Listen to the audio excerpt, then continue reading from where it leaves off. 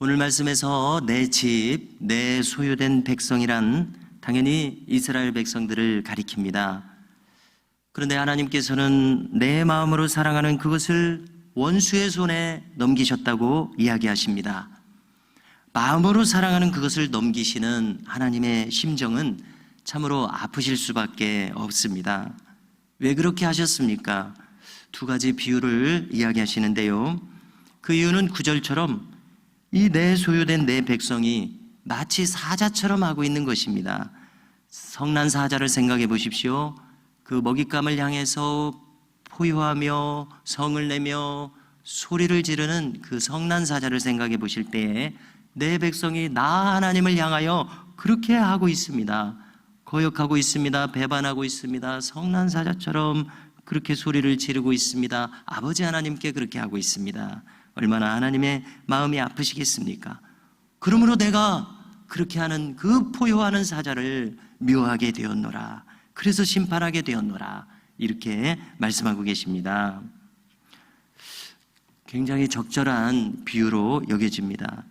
또 비유하시기를 이제 이스라엘은 다른 매들에게 애워싸여서 응징을 당하고 있는 문이 있는 한 마리의 매와 같다. 이렇게 비유하십니다. 그래서 그 응징당하는 매를 들짐승들을 불러서 즉 이방 민족들을 불러서 그들에게 물어뜯겨 죽임을 당하는 그 참상으로서 유다의 심판 장면을 묘사하고 계십니다. 10절에 보니까 많은 목자가 내 포도원을 헐 것이다. 여기서 많은 목자는 이방 민족의 지도자들을 가리킵니다. 여기 유다 땅 이스라엘에 와서 하나님의 포도원 이 유다 백성들 이 땅을 헐어버린다는 겁니다. 그리고 짓밟아서 황무지로 만들어버릴 것이다.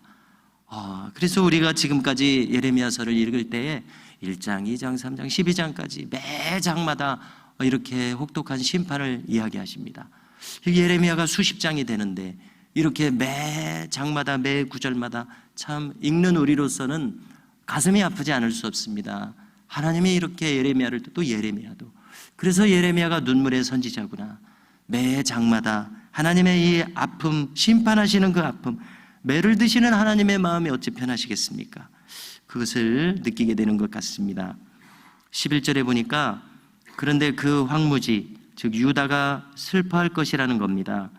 그렇습니다. 매 맞는 유다가 어찌 슬퍼하지 않겠습니까? 수 없는 이방 민족에 의해서 매를 맞고 뜯기고 황무지가 되고 있습니다. 왜 이렇게 우리를 심판하십니까? 그들은 또 이렇게 따질 것이라는 겁니다.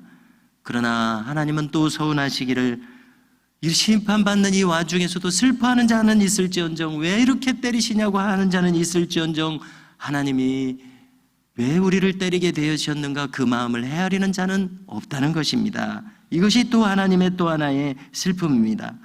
이 백성들은 근시안입니다. 사람들은 근시안입니다. 왜 아프게 때리냐고 하면서 왜 자기들이 맡고 있는지 그 올바른 분별력도 가질 힘이 없습니다. 그들이 반역하게 하였기에 이 일이 일어났습니다. 하나님은 지금 아픈 마음으로 징계하고 계십니다.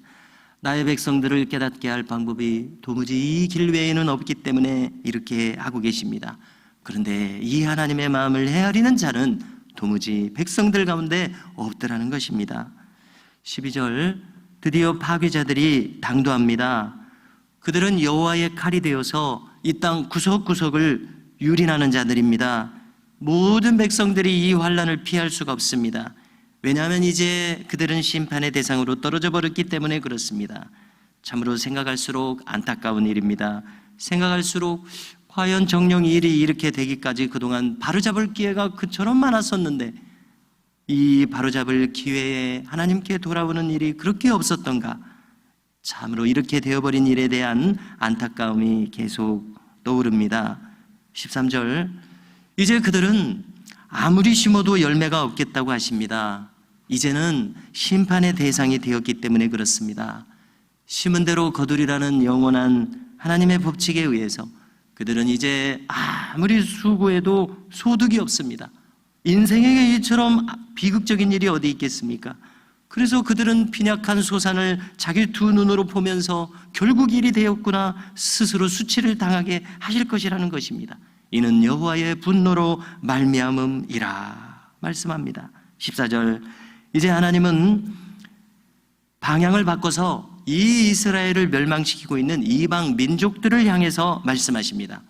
그래서 우리는 깨닫게 됩니다. 구약 성경에서도 이스라엘에게만 이야기하신 것이 아니라 이방인들을 향해서도 이미 구약에서도 이야기하시는구나.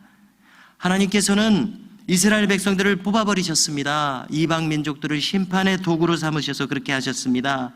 그러나 장차 하나님의 계획은 먼 원방에 이 팔려갔던 이스라엘 백성들을 다시 불러 모아서 다시 여기 이 유다 땅에 심으실 것입니다. 왜냐하면 그들을 여전히 긍휼히 여기시고 근본에서는 그들을 한없이 사랑하시는 아버지 하나님이시기 때문에 그렇게 하실 것입니다. 그래서 심판의 도구였던 너희 이방 민족들에게 말하노라. 뭐라고 말씀하십니까? 너희에게도 구원의 길이 열려있다. 너희도 만일 내 백성의 도를 부지런히 배우며 살아계신 여호와의 이름으로 언약하여 너희도 이 약속 가운데로 들어온다면 너희도 구원 백성으로 세움을 받게 될 것이다. 하나님은 만민의 구원에 차별이 없으심을 이렇게 밝혀놓으십니다.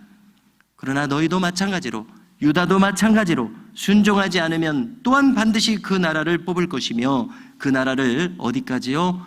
멸망시키실 바로 그 지점까지 하나님은 행하실 것이다. 여호와의 말씀이니라 이렇게 하십니다. 성도 여러분, 이스라엘 사람들도 이방 사람들도 그들이 살 수 있는 유일한 길은 하나님의 말씀의 도로 돌아와서 그 말씀의 길대로 사는 방법밖에 없습니다. 그분의 말씀만이 인생들이 걸어갈 생명길입니다. 말씀 그 자체이신 그 주님만이 스스로 말씀하여 주신 대로 길이요 진리요 생명이십니다. 그러므로 오늘도 우리가 이 예수님 이 생명길 위에 서서 예수님과 동행하며 그의 나라와 그의 의를 구하며 사는 구원 백성의 길을 여전히 우리 생을 다하는 그날까지 이어갈 수 있기를 주님의 이름으로 축복합니다.